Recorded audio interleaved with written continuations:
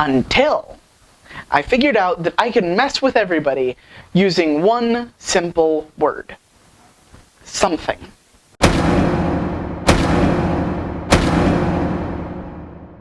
Good afternoon, Elena. It's Wednesday. In my last vlog, I talked about what a typical school day looked like when I was growing up here in Brazil. Now, I only mentioned this briefly, but I was essentially the only international student in my school, and I was literally the only American.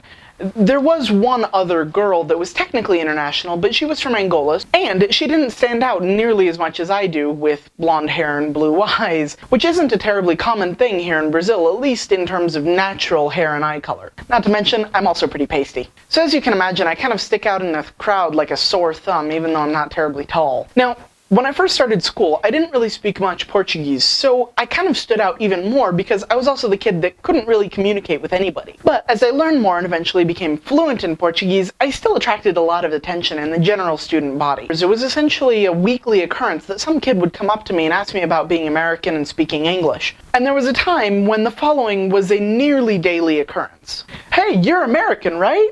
Yeah. Whoa. And do you, speak English?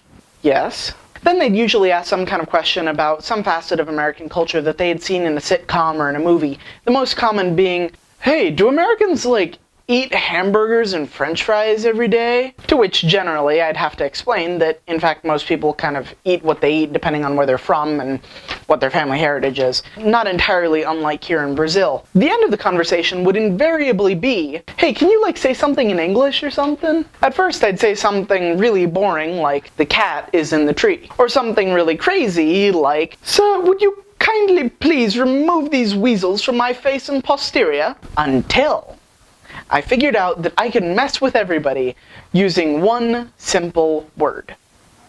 Something. When they would first ask me in Portuguese to say something in English, I would first respond with alguma coisa em inglês. Não. Fala alguma coisa mesmo em inglês. Tá bom. Something.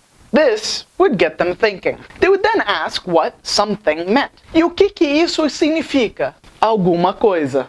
At that point, the conversation was usually over, and I could go back to whatever I was doing, which was usually either reading a book, talking to friends, or trying to get back to class after our 15-minute recess. Maybe I'll see you on Friday. But in the meantime, não se esqueça de ser incrível.